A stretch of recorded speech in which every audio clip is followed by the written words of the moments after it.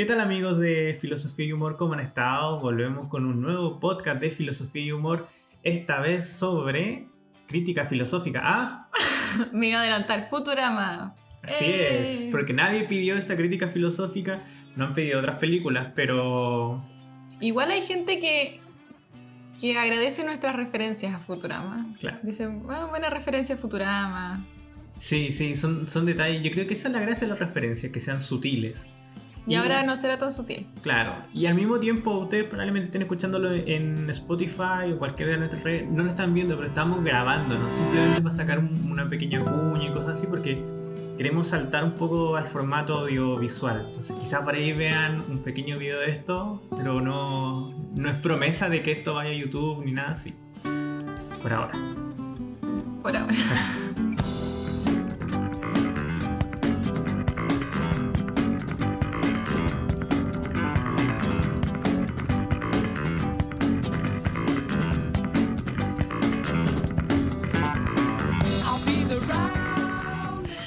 Bueno. Nos presentamos primero que todo, ¿no? ¿Quién es?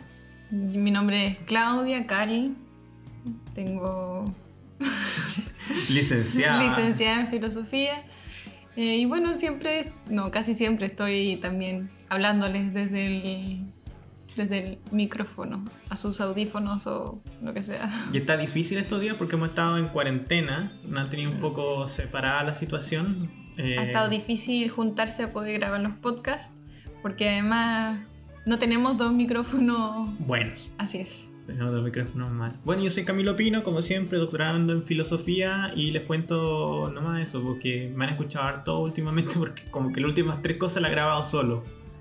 Y se echa de menos la voz de la Cali en los podcasts. Pero pasemos al tío ya a lo que es el tema que nos trae Futurama. Yo creo que todos ustedes han visto Los Simpsons, han visto Los Simpsons, que es lo más grande que hay Los Simpsons. Hoy no. Pero a la Cali no le gustaban mucho Los Simpsons. A ver, no.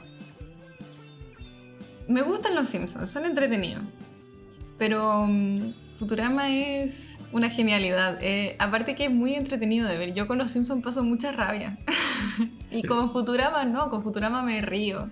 El Cali se toma como a pecho cada una de las travesurillas de Homero, el buen Homero. Pero empezamos a ver sistemáticamente con la Cali Los Simpsons y en un momento hicimos una pausa y le mostré Futurama. Y Futurama como que la vimos ya de principio a fin. Sí. Que además Los Simpsons son 30 temporadas donde de repente tenía un capítulo entretenido. No, sí son entretenidos, pero yo no entiendo ese tipo de fanatismo que tiene la gente con Los Simpsons. Por ejemplo, Camilo, otra amiga que es fanática y que una vez yo confesé que me gustaba más Futurama que Los Simpsons y me miró con una cara atroz. La de Verdugo. Ella me refería. Ah, yo pensé que era la... me miró así. Tu amiga Levin. No, la José, no. Saludos a la José, saludos a la Cote Verdugo y saludos a Camilo Pino también. Y hay mucha otra gente fanática de Los Simpsons con la que uno dialoga regularmente. Solamente quiero hacer notar que Camilo se mandó saludos a sí mismo. Si no me saludo yo, ¿quién me saluda? ¿Quién te saluda? Pero justamente comentábamos con la Carly ya hace un tiempo que Matt Groening técnicamente, bueno, no vamos a hablar de Disenchanted, que igual es mala. No, es mala. Es mala, es fome. Es fomísima. Pero Matt Groening nunca ha sido un autor capaz de hacer líneas narrativas interesantes. Y eso no creo que sea por deficiencia, sino que él se concentra en hacer más mundos. Dar un contexto, dar muchos personajes. Para que al final él no es director de todos los capítulos ni nada. Pero da una tierra fértil como para que se den diferentes historias. Claro, en este sentido no es que se creen arcos de trama donde, para que ve Friends, hay una cada temporada trata de algo diferente en el fondo, tiene una cierta dirección. Matt Groening lo que hace es crear el mundo donde suceden cosas con una cierta, en el caso de Futurama, con una cierta dirección que se ve cada 3 capítulos o algo por el estilo. Claro, en Los Simpsons es mucho más difícil y eso también es interesante porque en Los Simpsons hay poca evolución de los personajes, que muchas veces una trama lo que necesita es que evolucionen los personajes, pero tú haciendo que los personajes de Los Simpsons cambien, de cierto modo los pierdes. Obviamente Los Simpsons han cambiado mucho desde su inicio hasta la temporada 30, pero La gracia en un capítulo de este tipo de serie es que al final, por así decirlo, se resetee. Es decir, aprenden una lección, que es la típica estructura de un programa, y al final del capítulo hace como ya, sí aprendí mi lección, pero uno ve después en la siguiente temporada que Homero cae en el mismo error, etc. Y es un poco necesario, porque al final tienes que hacer muchos capítulos. Claro, esta persona que hace estos videos en YouTube de críticas a las películas, que no son críticas a las películas, el argentino. Ah, te lo resumo así nomás. Ese. Él hizo un video de Los Simpsons acerca de la decadencia de Los Simpsons. Uh-huh. Y que, bueno, para él está en la temporada 8, creo. Claro, por ahí está. Y enumera una cierta cantidad de argumentos de por qué Los Simpsons decayeron.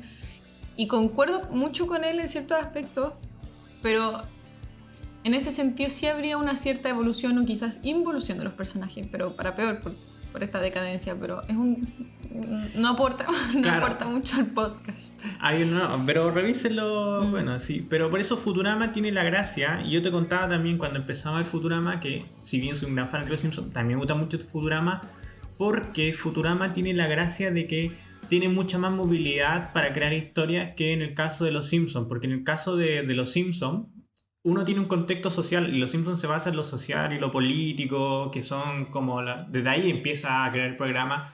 Pero Futurama, al ingresar el concepto de la ciencia ficción, el concepto futurista, tienen literalmente para todo, o sea, en capítulos relacionados como con la magia, la hechicería, en los juegos como Dungeons and Dragons, viajes en el tiempo, universos paralelos, lo que queráis. Claro, pero igual, y creo que esto también se enlaza con lo que tú también decías antes. En Futurama cada capítulo es un reinicio un poco de las tramas, pero en Futurama sí hay coherencia con lo que se dice, no sé, 10 capítulos atrás, por ejemplo. Y con esto también creo que se podría ejemplificar con la mayor trama a lo largo de la historia, que es, por ejemplo, no sé, de dónde viene Lila, que son capítulos...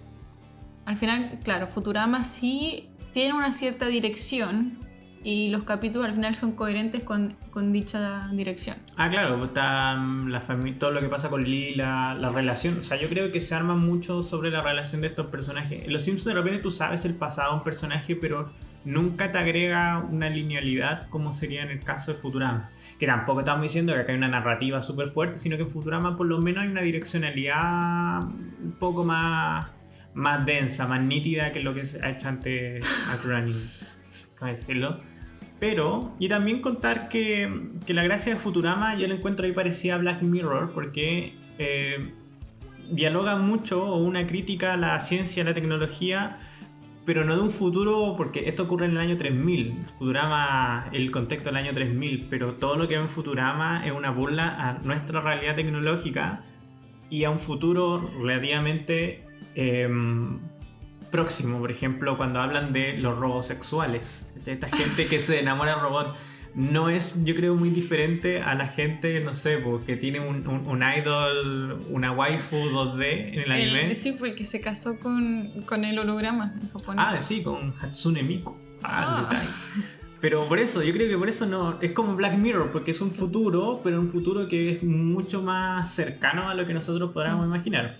Pero además lo trata de manera muy graciosa y yo creo que eso es algo que es muy rescatable de Futurama, es que es una serie muy divertida y es muy amena, trata temas muy profundos, no sé si muy profundos, pero que dan para harta reflexión, es bastante irónico y es bastante burlesco con muchas cosas y aún así logra ser muy divertido, muy liviano.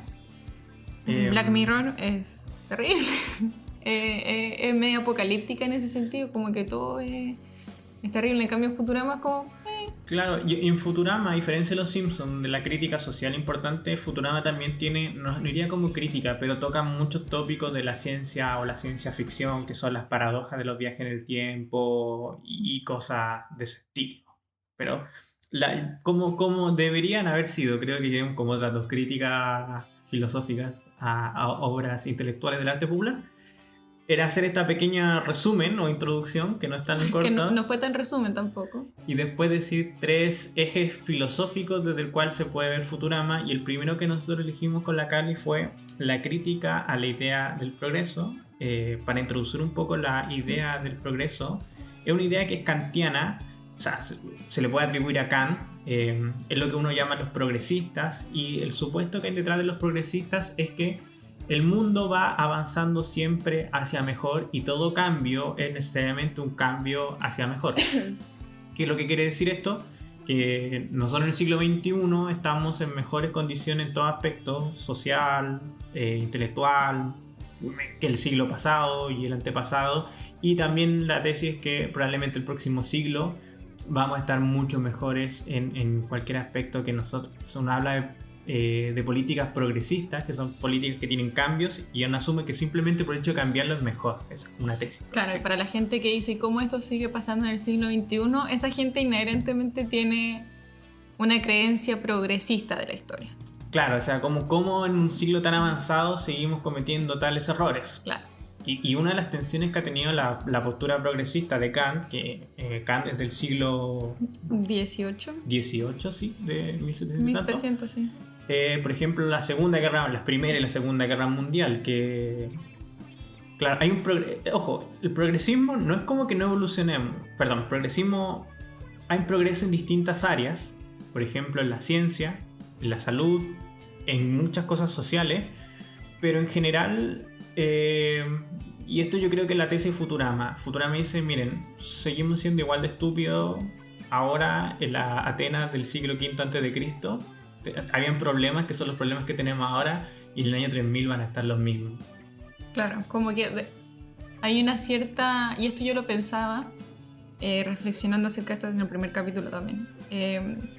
Respecto a los problemas que tenemos en el pasado, que tenemos ahora, que teníamos en el pasado y que Futurama plantea que tendremos en el futuro, van más allá de las creencias sociales o políticas, etcétera, sino que son problemas como la libertad. Si hoy en día no nos creemos libres para elegir ciertas cosas, por ejemplo en Futurama en el año 3000 los chipsalets hacen un test de sangre a Fry y determinan, determinan que tiene que ser repartidor. Claro, que es el punto que veremos después, que es el determinismo. Pero más que un determinismo, en el fondo yo quería enfatizar en el problema acerca de la libertad. Fry no podía elegir ni en el año 3000 en el fondo qué es lo que él quería hacer. Claro, y puede ser una postura progresista, por así decirlo, que tú no elijas tu vida, quizá claro, reporte más progreso social, pero se dan cuenta que ahí vemos un aspecto que en el año 3000, políticas que en la actualidad nos decimos, oh, qué progresista, qué avanzado esto de la libertad, quizá en aras del progreso mayor se descuarte la libertad. Se subyuga la libertad individual. Claro, o sea... La tesis de Futurama es que no existe algo así como el progreso humano en cuanto tal. Hay progreso en sectores, que yo totalmente de acuerdo con esa tesis. Progresos tecnológicos, en robots en Futurama, tenemos el iPhone, tenemos celular en la actualidad. Pero nosotros seguimos cometiendo errores análogos a los de hace 100, 200, 300 años. Porque parece, creo yo, esas tesis mías, parece que son un poco más parte de la naturaleza humana. Y que Kant no creo que vio eso, pero no son cosas como arreglables. Claro, también lo de segregar a las personas, por ejemplo, que estén los de Nueva York, los mutantes que no puedan salir a tomar el sol, que no puedan salir en el fondo a Nueva York, o estaba pensando que al final las personas que tienen dinero también tienen poder, continúa siendo un poco así. Claro, o sea, por ejemplo, nosotros ahora tenemos un tema con el consumo de animales y todo eso, el veganismo, el vegetarianismo, y hay un capítulo futuro, no me acuerdo, que se comían sin saberlo a las crías de una especie extraterrestre, que es peor que comerse animales en ese contexto, porque eran seres como racionales, pero muy deliciosos, ¿te acordás? Y podían incluso hablar. Estaba acordando de ese mismo capítulo donde... Para mí lo mejor logro que fue entender que el que sobrevivía de esos animalitos era después el niño del rey de Omicron Persei. Omicron Persei 8. Sí, era el niño que después adopta a Fry. Claro, yo no había cachado. Pero y ese tema, claro, si te fijáis, es el año 3000 y tienen el mismo en sí problema de que se tienen que comer o no comer ciertas cosas. Y eso yo creo que es la teoría del contraprogresismo, un antiprogresismo o una falsedad del progresismo, porque claro, es decir, miren, probablemente en 50, 100 años, lo que sea, vamos a resolver el problema y nos volvemos todos vegetarianos, y eso diría, por ejemplo, un progresista, y se acabó y después vamos a ir mejorando continuamente. Lo que nos dice Matt Groening en Futurama es decir como, oye, en el año 3000 vamos a seguir discutiendo qué cosas no comer y qué cosas no comer, y van a haber muchas más cosas que comer, de hecho. Claro, y creo que también eso se repite cuando vuelven a elegir a Nixon. Claro. Como presidente del universo ahora, no del universo, del mundo, de la Tierra. ¿No? Claro, entonces uno diría, por ejemplo, ya, pongamos otro ejemplo progresista. Un progresista no podría concebir de que se eligiera a Trump, perdón que suene mal, a Trump. Pero, claro, desde la tesis progresista sería, efectivamente, Trump es un progreso para la humanidad, sin que nos demos cuenta. Si quisiera hacer como continuar en su postura. Claro, es como una parte del gran progreso de la humanidad. O en su defecto, un progresista tendría que aceptar que, miren, parece que no avanzamos necesariamente hacia el progreso, no somos más inteligentes como sociedad y no somos más educados. La alfabetización ha llegado a casi todos los horizontes de la cultura humana occidental. Pero mire, si nos fijamos en la mayor parte de los gobiernos americanos, de toda América, no es como por ser crítico, ¿no? Pero hay una crítica muy grande y parece que no podemos seguir, no elegimos mecánicamente mejores sucesores que los anteriores. O sea, el siglo pasado fue un caos de totalitarismos y parece que en el siglo presente, si bien no tenemos los mismos totalitarismos, no hemos aprendido una gran lección y hay un descontento igual con nuestras autoridades. Así que también yo contaba, acá puse acá en el punteo, los extraterrestres estúpidos. Hay como una fantasía de que las razas extraterrestres son más inteligentes. Es que yo creo que eso se piensa siempre y cuando sean extraterrestres. O sea, claro, porque en el fondo está cuál va a ser el primer contacto con los extraterrestres. Entonces yo creo que el planteamiento vendría a ser, si es que tenemos contacto, el primer contacto va a ser con extraterrestres inteligentes, porque, o sea, yo creo que es el supuesto. Claro, pero ¿qué horizonte de inteligencia? ¿Qué horizonte de inteligencia? Yo creo que Futurama, uno idealiza que van a llegar a una raza extraterrestre con más tecnología, eso que puede ser, pero lo que uno ve en Futurama es que los extraterrestres tienen igual de problemas que nosotros. Ben Fox, en el caso de la gente de Omicron Perseverance, hay muchos tipos de extraterrestres conviviendo con ellos y que uno ve tienen culturas muy, por así decirlo, horizontalizadas con la cultura humana, y ya sabemos que Futurama tiene una idea de la cultura humana bastante pesimista, por así decirlo. Y por último también ese punto... Estaba pensando, perdón, pero como ejemplo estaba pensando en el capítulo en que van a este mundo de Egipto, donde se convierten en esclavos. Y claro, ese también es ir en el futuro a un país a un mundo extraterrestre, etcétera, pero que en el fondo siguen teniendo o continúan en el pasado un poco, porque ellos viven de la experiencia de los egiptos antiguos. A lo que vieron. Y claro, ellos tenían tecnología para construir todo lo que los monumentos, pero claro, habían de cierto modo socialmente decidido vivir esclavizar y construir estos monumentos. Y además yo creo que es muy significativo que Bender, que era un terrestre en el fondo, que independiente de que sea un robot o no, porque Bender está también formateado y digamos que tiene una autonomía y una especie de, bueno, que de repente es cuestionar una voluntad propia, decide, cuando llega para allá, se asombra de esto y quiere él ser un faraón. Entonces también yo creo que eso muestra que seguimos cayendo en los mismos problemas y seguimos viéndonos tentados por los mismos fenómenos o circunstancias, etcétera. Claro, toda la historia. No podría ser la pregunta si nuestro sistema liberal democrático republicano, como usted quiera ponerle, es, en la teoría como Fukuyama, la evolución de una serie de sistemas políticos, o como podría ser, esto se puede acabar mañana mismo y puede ser que el año 2100 tenemos un nuevo feudalismo e imperios, que esta vez como un imperio occidental, o sea, un romano, hay un imperio, puede ser que el 2100 hay un imperio asiático por el mercado, no lo sé. Entonces mostrar que la teoría del progreso, yo personalmente no adhiero a la teoría del progreso y es muy débil para mí su argumento, son supuestos demasiado grandes. No creo. Claro, igual la teoría del progreso está también estipulada como en varias distintas teorías que no solamente son la de Kant. Por ejemplo, o sea, yo creo que la idea del progreso también está muy relacionada con la idea del tiempo lineal. Claro. Y que tiene una cierta dirección y al final de los tiempos va a haber una especie de salvación, o vendrá alguien, O sea, es heredera para ti de las religiones abrahámicas. No sé si tan conscientemente, pero yo creo que claramente algo de eso hay. O sea, porque Kant lo propone en cierto modo. Kant era muy pietista, era muy religioso Kant. Los seguidores de Kant no son tan religiosos como Kant. Claro, pero el progresismo, claro, pero la idea de progreso de Kant, yo no sé si es conscientemente religiosa. Claro, o sea... Y religiosa en este aspecto de que hay una noción o hay un conocimiento de que el futuro es mejor, etc. Yo creo que durante ciento y tantos años esta teoría de que vamos a ser mejores, que diría desde Kant, y algunos podrían decir desde antes de la modernidad, o sea, desde la modernidad, digamos, el Renacimiento para adelante, se puede haber sostenido con cierta seguridad, pero esa teoría no aguantó, por ejemplo, el siglo pasado, o la llegada de Nietzsche. Yo creo que llega hasta Hegel, con la filosofía del derecho de Hegel, como diría Feigelin, pero el siglo pasado nos mostró que nos podemos matar entre todos como queramos 2 veces en menos de 100 años. Sí. Bueno, pero... Y para cerrar como el tema del progreso, también muestra los papás de... ¿Cómo se llama la personaje oriental? Ho Chi Minh. Ho Chi Minh. Bueno, los papás de ella, ¿te acordás que son... Amy. Los papás de Amy... Es muy curioso porque son orientales, aparte. Colonizan pero literalmente... son marcianos, ellos no colonizan en Marte, ellos... No, ellos fueron a comprar Marte.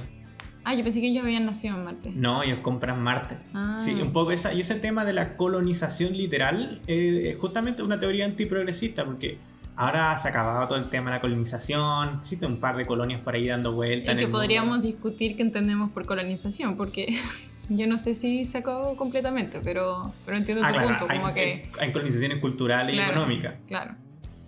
De todas maneras, sí, pues.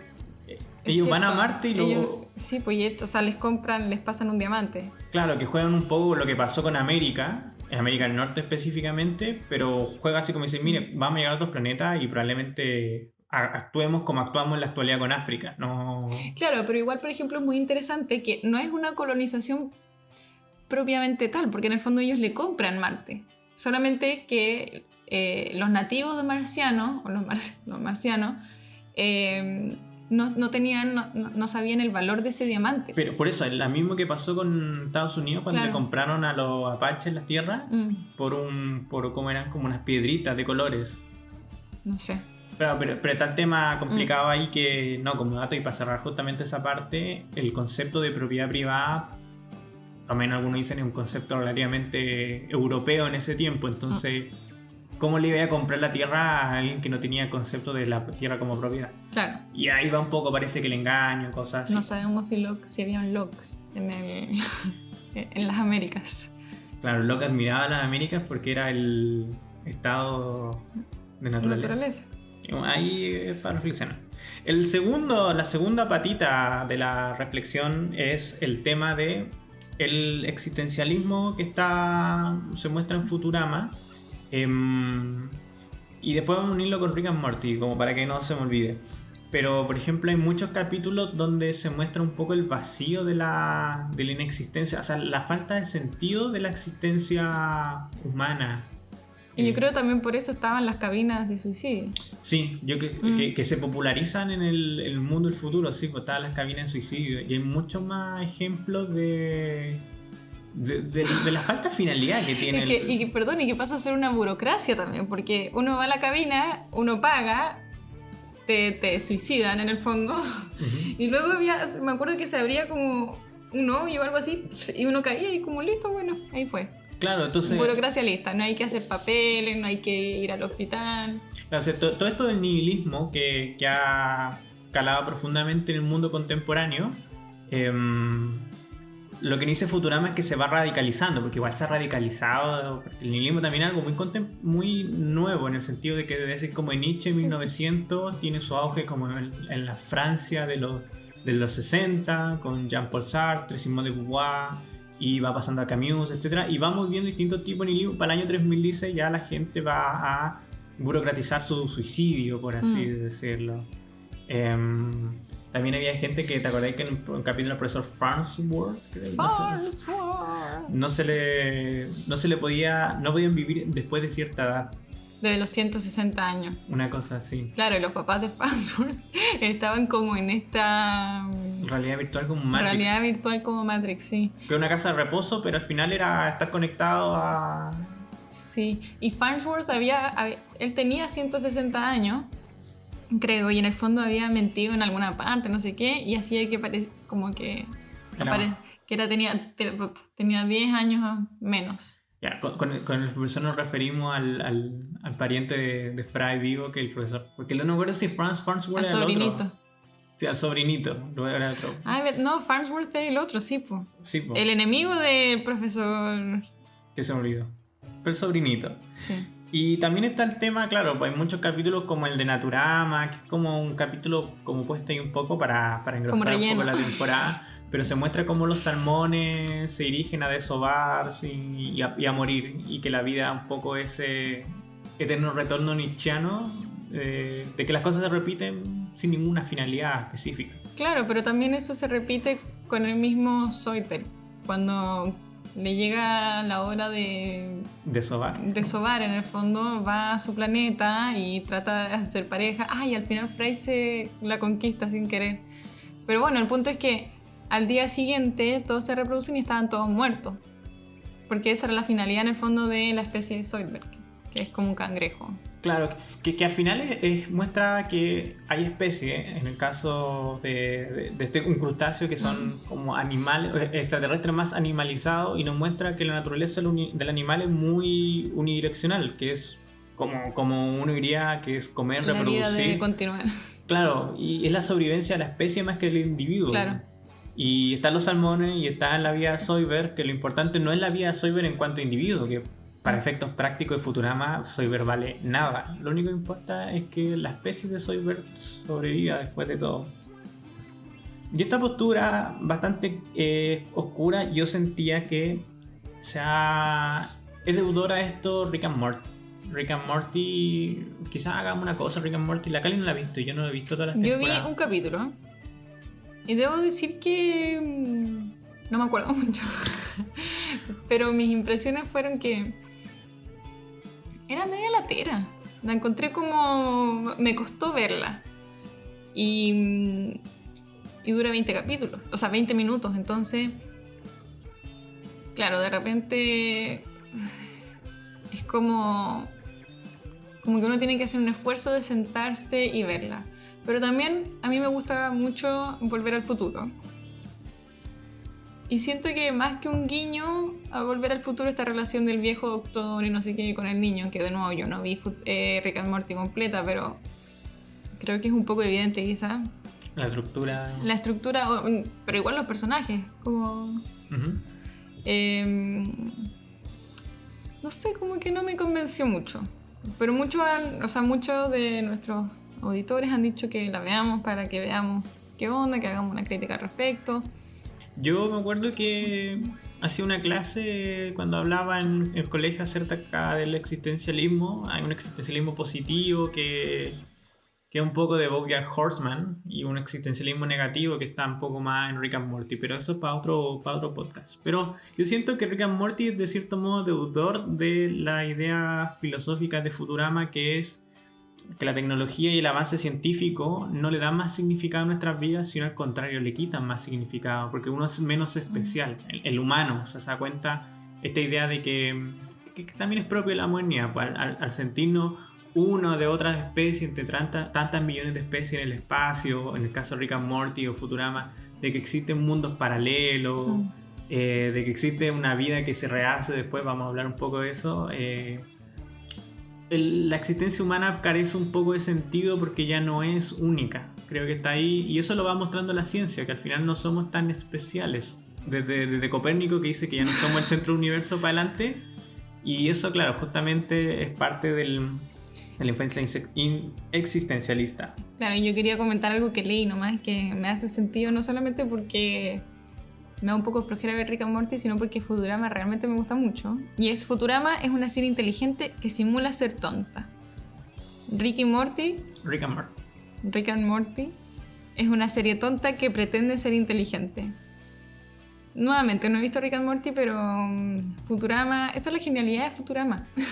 Yo creo que es muy simple y a la vez es muy compleja. Eso pasa, por ejemplo, yo también, y con los Simpsons concuerdo eso, porque a mí que tú lo vas viendo con más background de cosas en el cuerpo, vais viendo la referencia a qué cosas, a qué personajes están hablando, etcétera, de cómo juegan con poetas, pero no son explícitos. Y me pasa que en Rick and Morty al revés, es demasiado así como que es demasiado explícito el tema de la ciencia y cosas así, que es como para ocultar algo. Bueno, ahí después hacemos una crítica a Rick and Morty cuando la veamos completa. Estamos viendo Cazadores, así que no son hartos capítulos. Y el último punto de la crítica filosófica a Futurama es el determinismo. El determinismo en la filosofía es lo que se opone al libre albedrío. Uno lo saca por más o menos intuición, libre albedrío, que somos libres para elegir y hacer cosas. Y en el determinismo, al contrario, es que el universo, el mundo, es una especie de reloj, una especie de máquina en que todos nosotros somos engranajes y seguimos simplemente nuestras vidas por un impulso anteriores a nosotros y nos movemos a impulsos posteriores, y que de cierto modo todo sería calculable a través de supongamos un científico experto, un supracientífico tuviera todas las condiciones de la existencia o de este mundo, podría predecir qué es lo que voy a hacer yo mañana o qué es lo que va a hacer la Cali mañana según todos los factores, o sea, y podríamos llegar a tener una máquina, un computador tan grande, por así decirlo, capaz de predecir nuestras acciones hasta el más mínimo detalle, teniendo una fuente de datos de todo lo que nos antecede. Eso sería un poco, intenté explicar el determinismo en difícil, pero básicamente usted no es libre. Y cuando usted cree que es libre, en verdad está de cierto modo limitado o determinado por cosas anteriores. Claro, y esto se puede ver también en varios capítulos, las múltiples veces, pero las varias veces donde van al pasado y después vuelven al futuro y todo sigue siendo igual, donde van al futuro para poder volver al pasado, para volver al futuro, y sigue repitiéndose lo mismo. Nueva York vuelve a ser destruida las 3 veces. Claro, hay un determinismo porque Fry está de cierto modo determinado a ir al futuro. En varios capítulos como que se vuelve al pasado, al momento en que Fry entra a la nave y se discute, pero al final, y eso encuentro que es complicado porque pone una tensión respecto a la tesis que dijimos anteriormente, que el existencialismo en que nada tiene sentido. Parece que al final Fry sí es muy importante para la historia del universo, es muy poco existencialista lo que ocurre. Es cierto, y perdón, acabo de ver que el profesor Farnsworth efectivamente es el profesor Farnsworth, y el enemigo no sé... Woodward. Algo así era. Sí, es cierto. Y bueno, y ahí se conecta con el punto que tú decías. El determinismo está en que Fry, y eso es lo chistoso en el primer capítulo, y no se nota mucho, muy sutil, pero Fry estaba cansada de su vida de repartidor en el siglo XXI. Sí, siglo XXI. Siglo XX en realidad, porque 21. Comenzó Futurama en el siglo 1999. Está cansado de esto, de ser un repartidor, y cuando va al futuro es un repartidor. O sea, estaba él de cierto modo determinado a ser repartidor. Claro, cuando vuelve al futuro, o sea, al pasado, intenta hacer de todo para evitar cambiar el futuro. Al final se da cuenta que no puede evitarlo, vuelve al futuro, y el futuro sigue siendo como... Claro, porque todos los actos que él hizo habían sido necesarios para que el futuro fuera tal como es. Claro, y de hecho esto es como Edipo Rey. Claro, pero esto también habla acerca de una completitud del tiempo, creo yo. Porque en el fondo, Fry del futuro va al pasado, incluso antes de que Fry hubiese nacido, para poder hacer que el futuro fuera tal como tenía que ser. Claro, es que en ese se junta con el determinismo. Claro, es que eso es determinista. Claro, pero es que no solamente determinista, sino que habla de que el tiempo también ya está completo, la historia está completa. No solamente, claro, no solamente determinada, sino que ya está lista. Por eso los estoicos y las doctrinas que creen en el determinismo piensan que el universo son ciertos ciclos que se van repitiendo, porque como tú misma mencionabas recién, el universo tiene que tener una completitud desde su principio, claro, como para poder mantener esa continuidad. No, totalmente de acuerdo. Bueno, y ahí está la paradoja de si vas al pasado y matas a tu abuelo, nacerás tú. Y yo creo que Futurama lo resuelve de una manera estúpida, porque tampoco Futurama quiere resolverla, pero el problema es que, bueno, ustedes verán en ese capítulo lo que pasa, Y claro, uno diría, eso es estúpido lo que acaba de pasar, no tiene sentido. Y justamente yo creo que Futurama dice sí, porque al final no tiene sentido nada de lo que pase en el viaje al pasado. Claro, y más aún porque se postulan, o sea que creo que la existencia completa de la historia, o sea, desde el primer momento, no que se vaya haciendo a medida que va pasando el tiempo, también postula o de alguna manera requiere que esté la existencia de varias líneas temporales al mismo tiempo. Tú dices, pero si hay libertad. No, si hay libertad, no, en el fondo que el tiempo esté, porque para que Fry del futuro pueda volver al pasado y luego volver al futuro, requiere que estén por lo menos en la línea del pasado, del presente y del futuro de Fry. Sí, no, yo entiendo. Tú adhieres a una tesis de que técnicamente no hay un viaje en el tiempo, sino que hay un viaje a universos paralelos que están, de cierto modo, distintas dimensiones, universos paralelos que están cronológicamente en distancias temporales. O sea, tú no te mueves hacia atrás, te mueves hacia el lado. Claro, yo no creo que uno se pueda mover hacia atrás porque eso postularía que... Es que no se puede, si esos son los problemas de la física. Por eso la gente dice que el viaje en el tiempo, los grandes físicos dicen no se puede. Claro, en el mundo de Futurama podí, pero yo entiendo tu tesis, porque la tesis de cómo prevenir de que ningún cambio en el pasado cambie el presente, la respuesta es porque da lo mismo, porque usted avanza un mundo paralelo donde todo lo que haga en ese mundo paralelo influye en el futuro de esa línea. Claro, pero es que no, pero también influye en el futuro de tu propia línea.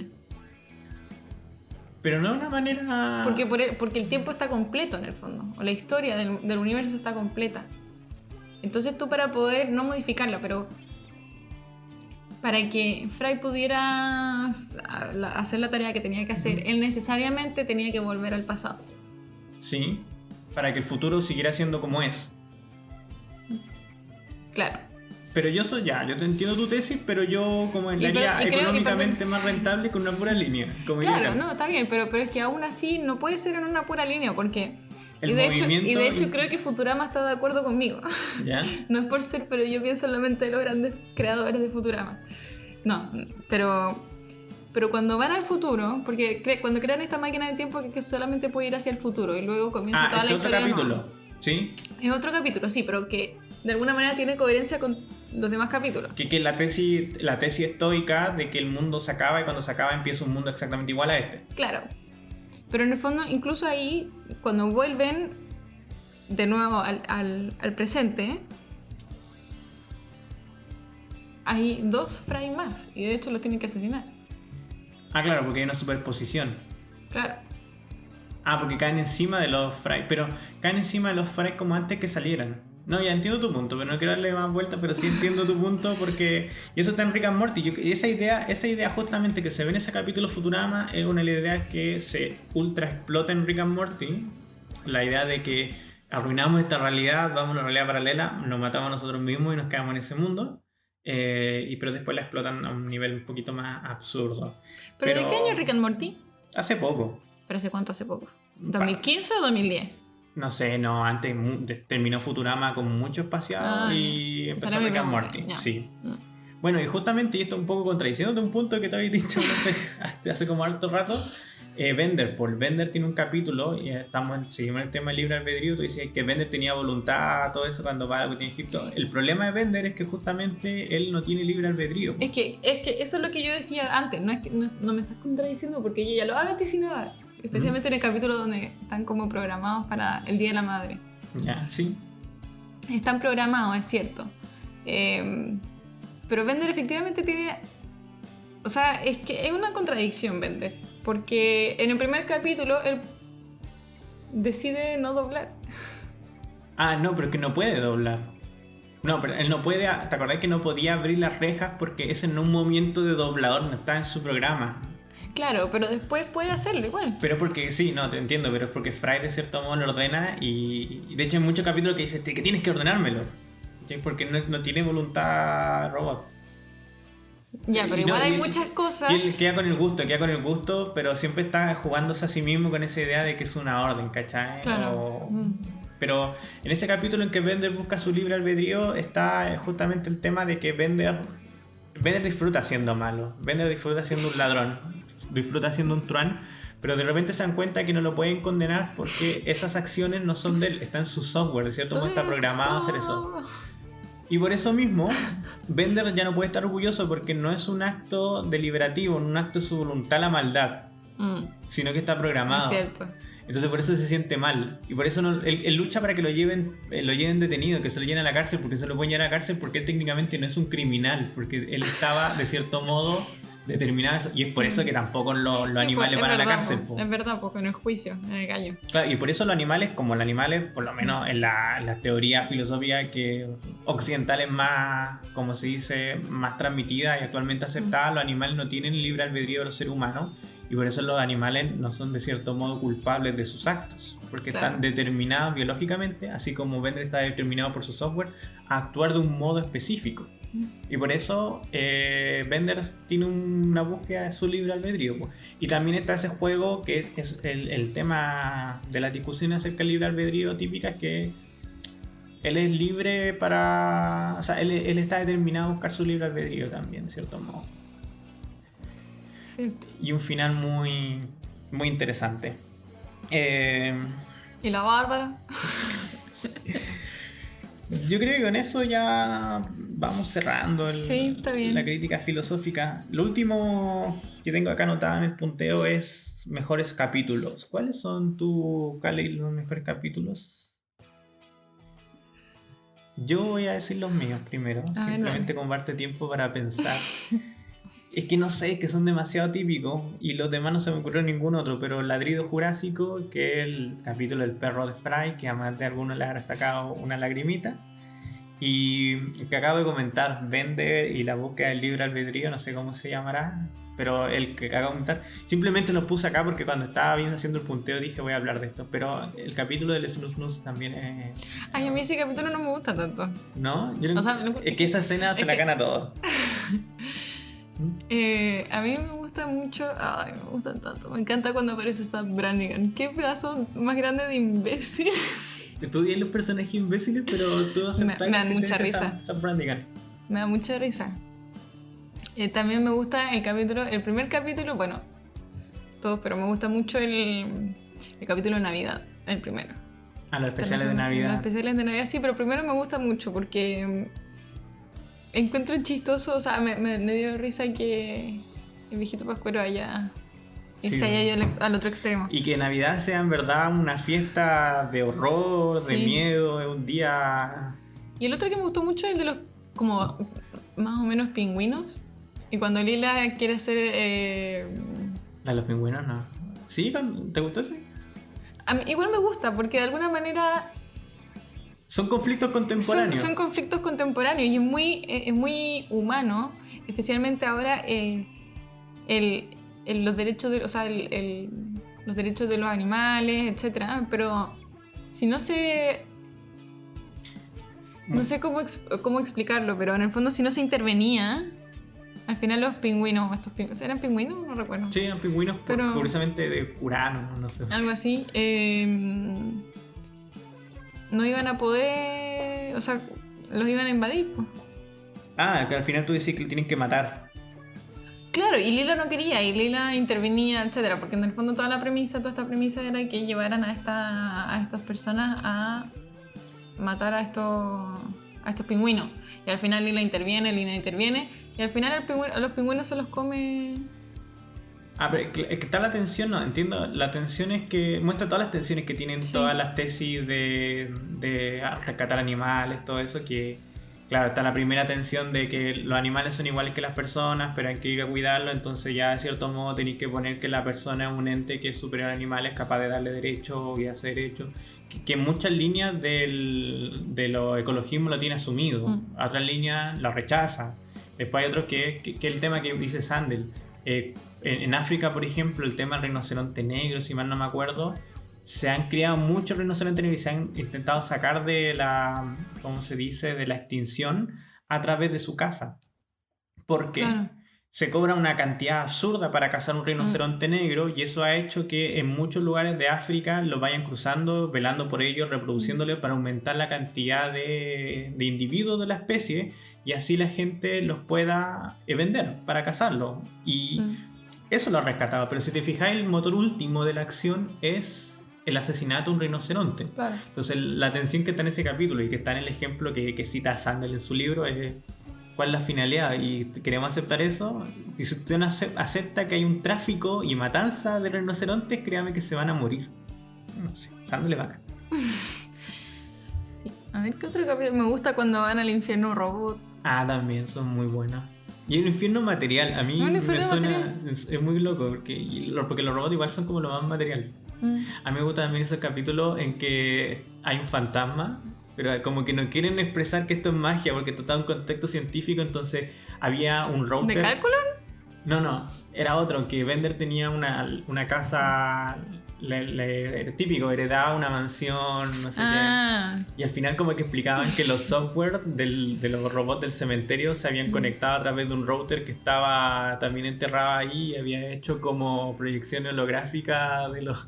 Al final era simplemente para mostrar el argumento de están penando, hay fantasmas acá, pero no pueden ser fantasmas porque son robots y estamos en un contexto científico. El otro capítulo que me llamó la atención, y creo que con esto terminamos, quizás no sé si te querés decir algo después, el planeta donde no se aceptaban humanos, que era un planeta gobernado por robots, y yo pensaba, ¿cómo se reproduce? O sea, ¿cómo fue la vida orgánica? ¿Fueron robots de la Tierra que se rebelaron y fueron a este planeta?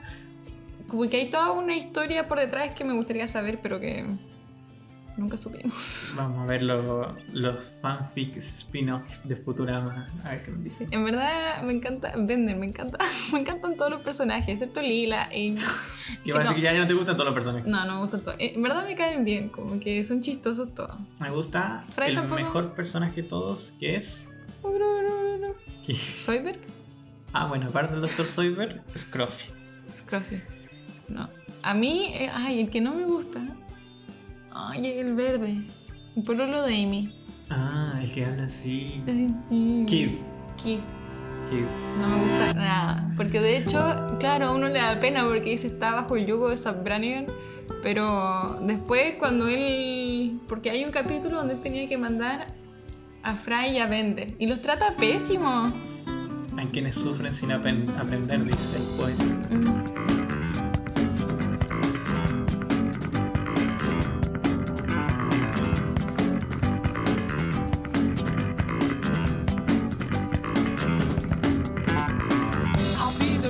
Nos vamos despidiendo, chicos. Gracias por escuchar nuestra crítica filosófica a Futurama. El resumen es... Vean Futurama. Claro, pero Futurama en 3 líneas filosóficas interesantes: el determinismo, la crítica al progresismo y el existencialismo. Así que disfruten.